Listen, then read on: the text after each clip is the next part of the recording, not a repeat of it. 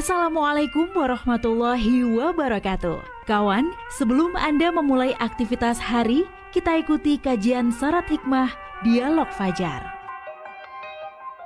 Assalamualaikum warahmatullahi wabarakatuh. Alhamdulillah kawan, pagi hari ini kembali menyapa Anda di program Dialog Fajar. Saya Fitriana Ayu kawan yang bertugas setiap harinya insya Allah hadir pukul 5 ya. Semoga Anda pun semuanya dalam keadaan sehat dan juga siap mendengarkan apa yang nanti akan disampaikan. Semoga menjadi penguat kita dalam ibadah sehari-hari, dalam beraktivitas ini terutama.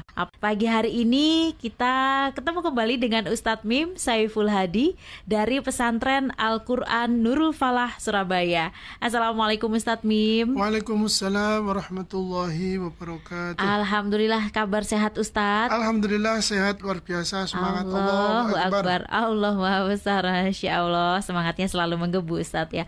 Lancar tadi Ustadz ya perjalanannya? Alhamdulillah nih luar biasa nih. Bersyukur sekali jalanan lancar, masih pagi ya. Alhamdulillah. Sekarang itu tidak mau pagi, siang, malam, dini hari itu kadang kalau dapat jalurnya waktunya padat ya padat loh Ustadz. Tapi kalau dapat lancar tuh alhamdulillah sekali ya Ustadz. Ya, doa saya itu semoga tidak ada kecelakaan. Amin. Karena amin ya rabbal jalanan alamin. sepi, orang ngebut Betul. Terus itu ya naudzubillah min dzalik. Naudzubillah Ustadz. Apalagi tergesa-gesa atau yang itu terlalu apalagi percaya diri ya. Wah. Apalagi kalau nggak fokus gitu ya Ustadz ya. Sambil mendengarkan Dialog Fajar juga harapannya harus selalu fokus ya Ustadz ya. Harus. Iya, betul. Itu nomor satu ya. Betul. Fokus. Masya Allah.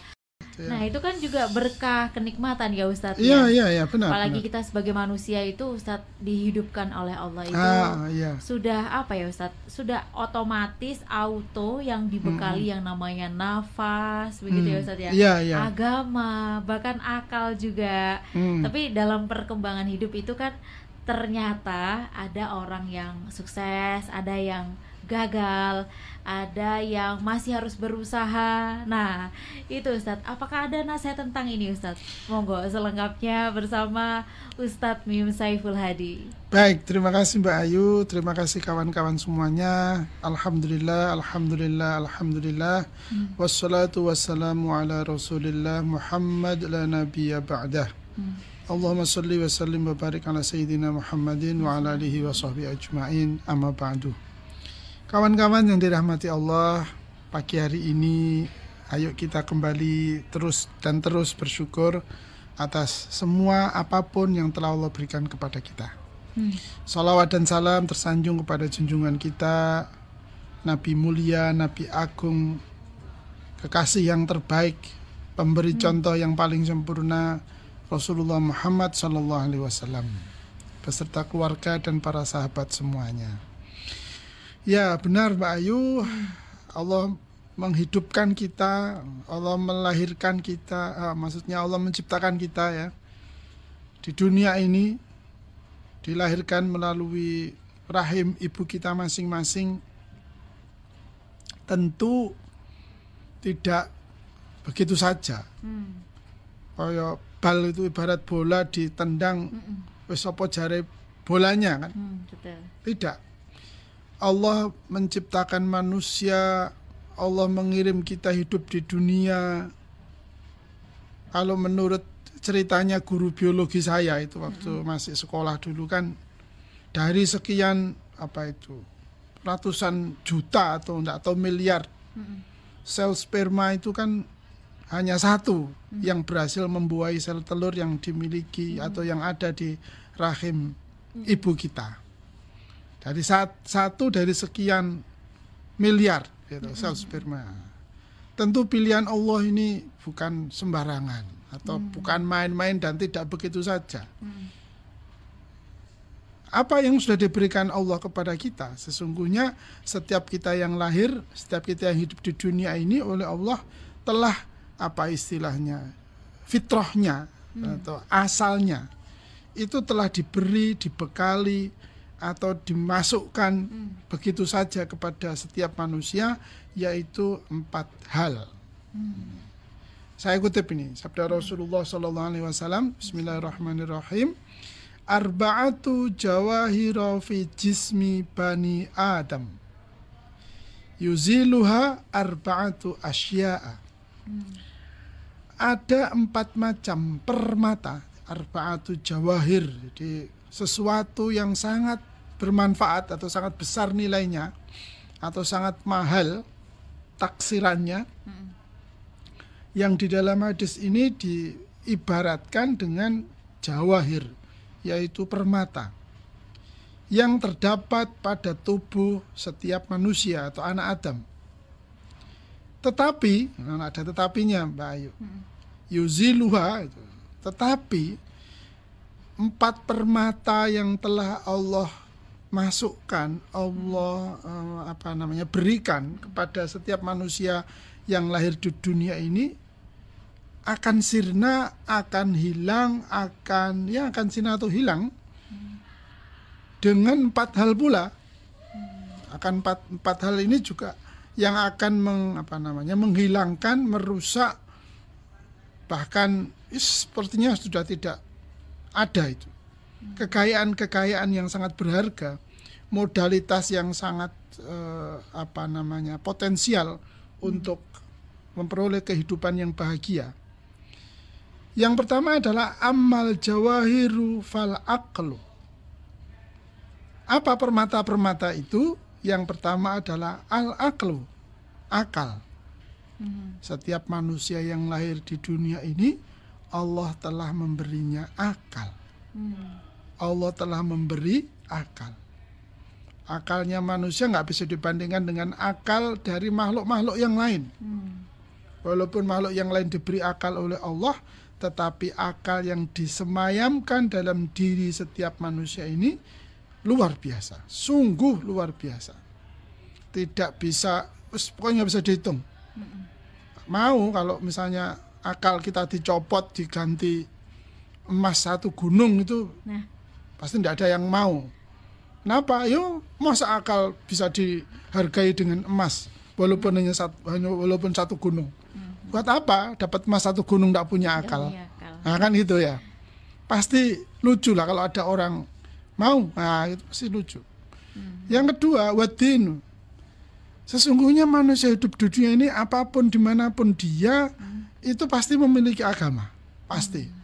Agama apapun lah.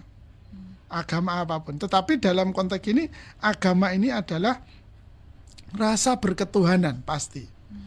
Pokoknya orang itu tinggal di pucuk gunung atau di kota besar kayak kita begini ini, dalam hatinya yang paling dalam jiwanya yang paling jujur, pasti mengakui adanya Tuhan.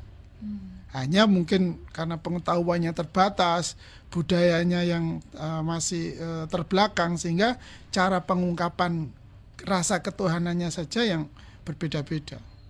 Sampai binatang saja itu berketuhanan ya, dengan cara mereka untuk menyembah kepada Allah. Jadi agama ini termasuk di dalam paket ya, permata yang ditanam oleh Allah dalam diri setiap manusia. Sehingga dengan agama itu orang ini memiliki pandangan, oh ini dunia, oh ini ada kehidupan di luar dunia. Oh saya tidak mampu, oh saya mau minta pertolongan kepada yang lebih besar, yang itu lebih kuat, lebih perkasa, lebih mengayomi dan seterusnya. Yang ketiga adalah wal haya'u. Setiap manusia yang lahir di muka bumi ini, Allah telah memberi kepada dirinya rasa malu. Sekali lagi tidak peduli level pendidikannya berapapun ya Mbak Ayu ya, pokoknya tingkat ekonominya, pokoknya uang mesti rasa izin. Pokoknya uang loh ya. Apapun pasti punya rasa malu, pasti punya rasa malu, itu pasti. Kemudian yang keempat adalah wal amalus soleh, perbuatan baik. Nah, kan tetap ada ya. Kita paling gampang lah, kita cari orang yang paling biadab, paling jahat di dekat kita ini. Apakah setiap detik, semua kegiatan yang dia lakukan itu ya elek kabeh? Kan pasti tidak. Dia pasti punya amalan yang baik. Setidaknya dia tidak akan menyakiti anaknya. Kan itu setidaknya. Kalau dia misalnya pencuri paling ulung, ya namanya pencuri, tidak senang ketika dia praktek mencuri dilihat orang. Namanya aja pencuri ya Pak ya. Kalau ketika berbajat dilihat orang itu namanya apa? Perampok kan itu ya. Atau kalau dia perampok sekalipun juga tidak mau diceritakan pada anaknya, misalnya ada temennya bilang, anaknya perampok, misalnya ngono. Nah, apakah dia suka? Pasti juga tidak suka. Apa sih ngomong? Tak parah nih ya, misalnya gitu. Lah, itu kan juga perbuatan baik. Nah, kawan-kawan yang dirahmati oleh Allah, itulah permata-permata yang Allah semayamkan, yang Allah berikan kepada setiap manusia di muka bumi ini. Tetapi Kanjeng Nabi mengingatkan, memberitahu, kapan akal itu hilang, kesadaran logis, kemampuan mempertimbangkan dan sebagainya akan hilang. Fal ghadabu yuzilul aqla. Ketika dia marah atau maka kemarahanlah itu ya yang akan menghilangkan akalnya. Akal sehatnya orang itu hilang kalau sudah marah. Bener kan? Iya. Nek wis kadung ngamuk mosok atik mikir. Ya berarti gak ngamuk ya. Sik mikir, nek wis ngamuk mesti gak mikir. Hilang akalnya tuh kalau orang udah marah itu. Wis apapun perbuatan macam-macam lah. Kekerasan lah. Kan sudah berulang kali kita menyaksikan ya kejadian pembunuhan dan sebagainya itu kan karena dorongan rasa marah yang tidak terkendali sehingga dia melakukan perbuatan-perbuatan yang di luar batas pemikiran, di luar batas nalar, ya gak masuk akal lah. Misalnya gitu, ada anak membunuh orang tuanya, ada orang tua membunuh anaknya, ada suami membunuh istrinya, ada istri membunuh suaminya, ada semacam-macam lah. Kok gak masuk akal? Ya jelas saya mencene ngamuk, mencene Gak punya akal ya. Iya, marah itu sudah punya akal. Hilanglah akalnya itu. Maka kalau tetap ingin akal ada dalam diri kita, ojo ngamukan Mbak Ayu. Ya, insyaallah. Iya. Ya kawan. Itu bisa. Jarno ae sing ngamuk-ngamuk iku. Ojo melok ngamuk. Melok ganti akal. Makane bahasa Jawanya sing waras ngalah. Soalnya sing waras iku mesti gak ngamukan ngono lho. Nah itu ya. Ini yang pertama, bahwa fal ghadabu yuzilul aqla, bahwa kemarahan itu yang akan menghilangkan akal sehat kita.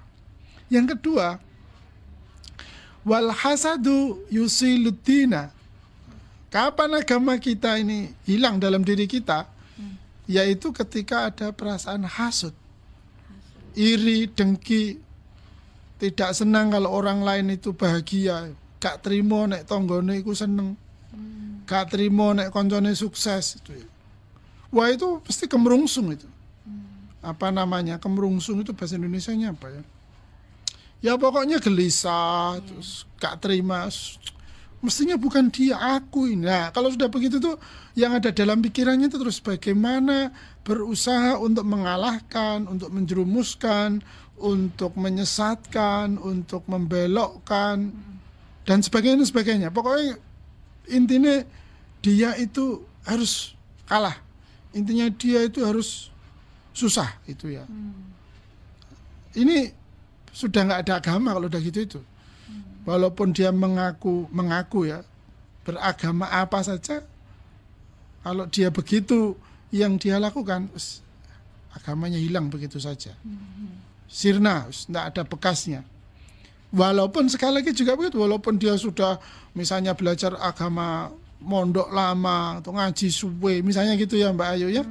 Tetapi kalau dia memelihara sifat hasud dalam dirinya, maka pelajaran agama, pemahaman agama yang telah banyak dikuasainya itu hilang begitu saja.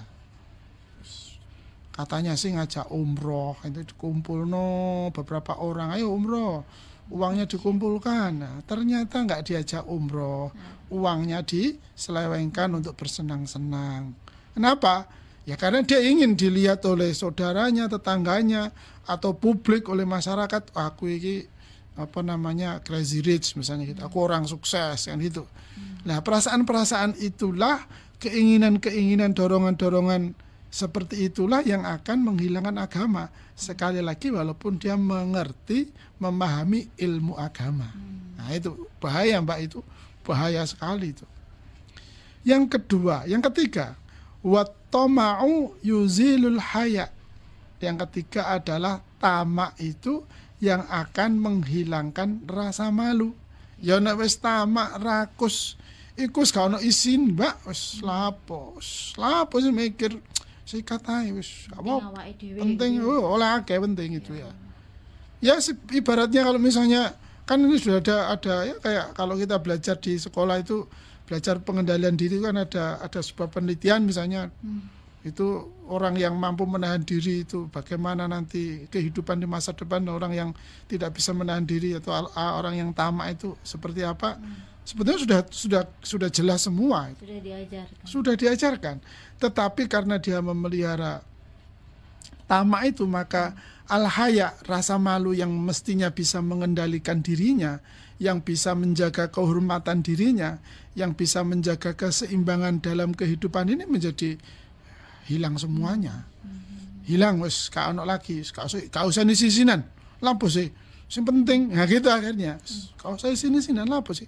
Sing penting. Nah kan kalau sudah gitu itu hampir pasti dia akan menabrak norma-norma, akan mencampakkan nilai-nilai luhur yang ada itu pokoknya menang, pokoknya seneng, pokoknya oleh akeh, pokoknya suke dan seterusnya. Aji pokok itu. Kenapa? Karena rakus, tomak. Gak peduli itu bukan haknya dia, ada kesempatan sikat gitu ya. Ini yang membahayakan juga. Kemudian yang keempat adalah wal ghibatu tuzilul amal salih. Dan yang keempat adalah mengumpat, mengolok, menjelek-jelekan, merendahkan orang lain, itu yang akan menghilangkan amal soleh. Ya ibaratnya saya ini memberi Mbak Ayu sesuatu yang berharga lah. Duit mau sak dompet misalnya Mbak Ayu ya. Tapi saya ngasih Mbak Ayu karo meso-meso. Ngelok-ngelokno. Kon males, kon goblok, pen misalnya gitu. Diterima tapi hati kan loro. Sakit. Kayak gak ada meso kok sih kan gitu ya. Di belakang tapi kan tetap sakit itu. Sehingga walaupun ini pemberian ini banyak, berharga, tapi sakit hatinya, rasa kecewanya itu sesungguhnya yang dia lebih nandes, lebih berkesan, lebih mempengaruhi pikirannya. Sehingga ya habis amal solehnya, memberi nilai kebaikannya, memberi itu nggak ada. Yang sampai ke dia itu ya sakit hati. Gak apa-apa aku anjane butuh, tapi yang ngono omongannya pedes pol gitu. Pedesnya itu ya nggak habis-habis. Ingat-ingat terus padahal sudah habis pemberiannya kepada kita ini. Nah, sehingga tidak lagi bernilai amal soleh itu hangus. Dan itu dilarang dalam Al-Qur'an juga berulang-ulang menyebutkan, Allah menyebutkan jangan sampai sedekah pemberian itu diikuti dengan ucapan yang menyakitkan. Itu nilainya habis. Ngomong iya tapi grundel gitu Ustaz Mem ya. Ngomong ini bukan soal ngomong, ini soal memberi. Soal memberi. Iya, soal memberi. Ya, iya nrimo tapi aslinya grundel ya. Tak terima wis. Tapi konti tenan karo geget gitu ya. Habis itu ketemu koncone. Ayo. Meso-meso deh Wan. Aku dikei ini tapi ngomong adus. Sampai kiamat gak lali aku. Misalnya gitu ya. Nah, inilah kawan-kawan yang dirahmati oleh Allah. Kalau kita tidak ingin semua yang telah Allah berikan kepada kita yang sangat berharga ini, mulai dari akal, agama, kemudian sampai rasa malu, dan yang terakhir kita punya amal soleh itu tidak hilang begitu saja, ya kita hindari 4 perkara itu. Karena dengan menjaga 4 hal atau 4 kekayaan yang Allah berikan kepada kita ini, sapa wong sing gak sugih nang donya? Sapa wong sing gak seneng menenek wis mati? Sapa wong sing gak bakal urip bahagia dalam kehidupannya di dunia dan kelak di akhirat? Baik dalam keadaan sendiri maupun bersama-sama. Gampang caranya, ya menjaga 4 permata yang Allah telah berikan kepada kita. Kan gak ada pabriknya akal, kan gak ada. Pabriknya agama ya nggak ada. Pabriknya rasa malu ya nggak ada. Pabriknya amal soleh ya nggak ada. Semua itu begitu saja Allah berikan kepada kita dan mari kita jaga. Kalau ada salah satu yang hilang Ustadz, kemudian kita mencoba mencari lagi, itu apakah sudah pasti diterima gitu Ustadz sama Allah? Ya, Allah itu kan sifatnya Rahman dan Rahim. Allah itu kan maha luas rahmatnya. Jadi tidak usah khawatir kalau kita sudah beruntung kan kalau dia merasa kehilangan. Berarti masih punya akal ya? Oh betul, masih punya akal. Kemudian rasa malunya masih ada gitu kan. Berarti walaupun mungkin tinggal sedikit, tapi kan masih muncul rasa malu itu. Ayo aku umurku wes 50, gak tahu sholat misalnya gitu kan. Saya dikasih umur panjang sama Allah, tapi aku sudah 50 tahun ini kok sholat saya masih bolong-bolong misalnya gitu. Malu saya ini sudah punya kekayaan, deposito saya sudah sekian triliun, tapi saya kok tidak pernah membantu tetangga saya yang kesulitan ya. Misalnya begitu loh. Saya malu kalau, ya itu kan begitu nanti munculnya kan begitu. Walaupun sekali lagi sudah sekian puluh tahun dia tidak punya rasa malu gitu misalnya hilang, tapi begitu di suatu saat dia aduh ya Allah misalnya gitu, laksanakan. Nah kalau menjaga itu tadi Ustadz, apakah ada yang didahulukan dulu Ustadz? Akal, agama, rasa malu, amal soleh? Tidak ada yang mendahulukan. Wong ini kan menyatu dalam diri kita. Setiap waktu, setiap saat, ini kan nggak bisa memilah ya. Ini soal akal, ini soal rasa malu kan tidak bisa. Ini kan begitu kita hidup kan sudah menyatu dalam diri kita. Ya sudah otomatis dalam diri kita, menyatu dalam diri kita sehingga suatu perkara bisa ditinjau dari akal sehat, bisa dilihat dari agama, bisa dimasukkan ke soal rasa malu, dan yang pasti kita bisa menilai ini sebuah perbuatan baik atau tidak baik. Nah, itu Mbak Ayu. Masya Allah. Semoga ya Ustadz ya kita bisa menjaga 4 permata tadi Ustadz. Ya, semoga kawan-kawan semuanya diberi kekuatan oleh Allah dan kita semuanya diberikan kekuatan oleh Allah untuk bisa menjaga permata yang Allah telah berikan pada kita semuanya. Amin ya rabbal alamin. Terima kasih Ustadz. Sama-sama Mbak Ayu. Kawan, demikian program Dialog Fajar pagi ini. Kita sama-sama menjaga permata ya, 4 permata yang sudah dititipkan oleh Allah ke dalam diri kita, insya Allah. Saya Fitriana Ayu pamit dan juga Ustadz Mim Saiful Hadi. Wassalamualaikum warahmatullahi wabarakatuh. Waalaikumsalam warahmatullahi wabarakatuh.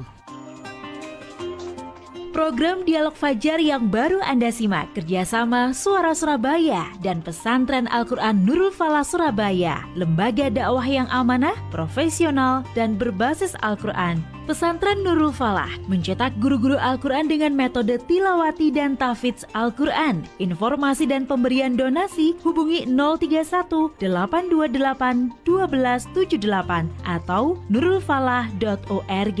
Wassalamualaikum warahmatullahi wabarakatuh.